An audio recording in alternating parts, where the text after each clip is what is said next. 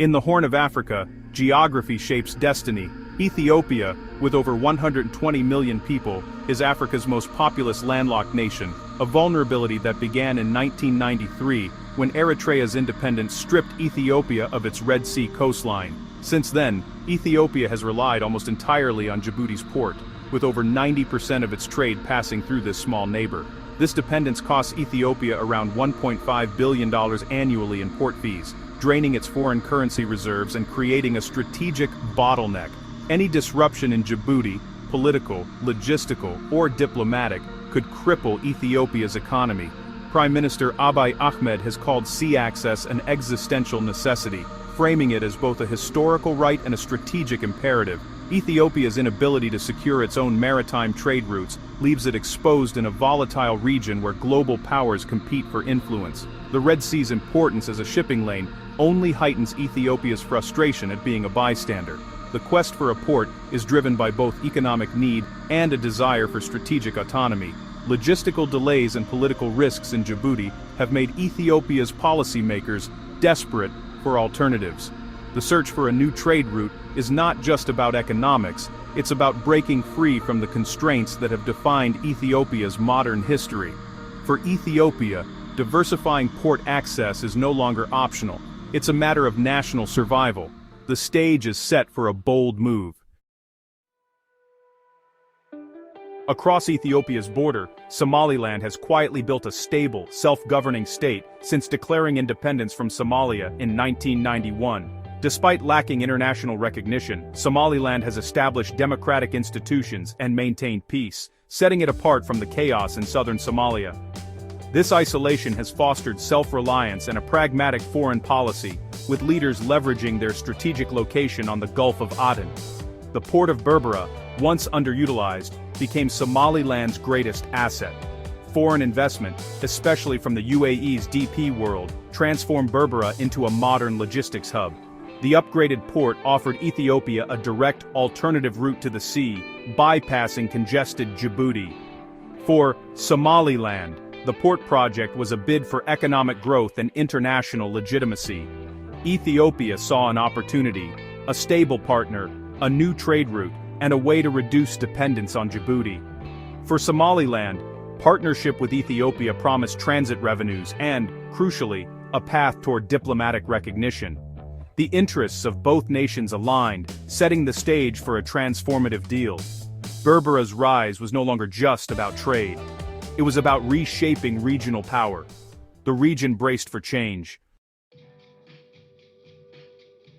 The Ethiopia-Somaliland partnership envisioned more than just port access. It aimed to create the Berbera Corridor. This infrastructure project would link Berbera to Ethiopia's heartland, slashing transport times and costs for Ethiopian businesses. By developing a second major trade route, Ethiopia could foster competition, reduce costs, and build resilience against disruptions. The corridor promised jobs and economic growth along its route, benefiting both nations. International backing, especially from the UAE, underscored the project's geopolitical significance. For Ethiopia, the corridor offered a credible alternative to Djibouti and enhanced economic security. For Somaliland, it meant revenue, growth, and a step closer to regional integration. The Berbera Corridor became a symbol of shared ambition. On January 1, 2024, Ethiopia and Somaliland announced a historic memorandum of understanding. The deal granted Ethiopia access to Berbera, a stake in the port, and a 20-kilometer stretch of leased coastline for 50 years, intended for both commercial and military use. In exchange, Ethiopia pledged to recognize Somaliland's independence, a prize Somaliland had sought for decades. The agreement also included a potential stake for Somaliland in Ethiopian Airlines. For Ethiopia, it was a bold move to secure sea access and regional influence. For Somaliland, it was a calculated gamble, trading coastline for legitimacy and economic growth. However, the deal's ambiguity and the promise of a naval base on disputed territory made it highly controversial. The international community, including the African Union and United Nations, braced for backlash. The region was on edge. Somalia's government reacted with outrage, severing diplomatic ties and declaring the deal an act of aggression. The pact united Somalis in opposition and drew in regional powers. Egypt, already at odds with Ethiopia, sided with Somalia, offering military support and seeking to undermine Ethiopia's influence. Eritrea also aligned with Somalia, raising fears of wider conflict. The US, EU, African Union, and Arab League called for calm, unwilling to endorse a deal that threatened regional stability. The memorandum challenged international norms and left Ethiopia isolated. What began as a solution to Ethiopia's landlocked dilemma had triggered a major diplomatic crisis.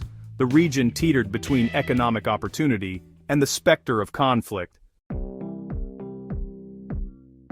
By early 2025, mounting opposition forced Ethiopia and Somaliland to reconsider the most controversial part of their deal, the naval base. The military component collapsed, prompting both sides to quietly reassess their approach. Meanwhile, the diplomatic freeze between Ethiopia and Somalia disrupted vital cooperation on security and counterterrorism. Recognizing the risks, both countries began to de-escalate, restoring diplomatic ties and shifting to pragmatic dialogue. The shared threat of extremism pushed them toward renewed cooperation. In October 2025, Somali President Hassan Sheikh Mohamud visited Addis Ababa for high-level talks, signaling a thaw. Somaliland's new president, Abdirahman Mohamed Abdullahi, also engaged with Ethiopia, focusing on economic and security cooperation, without the explosive naval base issue. Ethiopia adopted a dual-track approach, repairing ties with Somalia while keeping economic links with Somaliland alive. The dream of a sovereign port was shelved in favor of commercial cooperation and corridor development. This pragmatic shift allowed all parties to step back from confrontation. The original deal was too ambitious. Stability and incremental progress became the new priorities. The Horn of Africa's future now hinged on careful diplomacy. The crisis had forced a strategic reset. The Ethiopia-Somaliland port saga shows how infrastructure can reshape geopolitics. Ports in the Horn of Africa are levers of power, forging alliances and provoking rivalries. Ethiopia's vulnerability and Somaliland's strategic location changed the regional dynamic.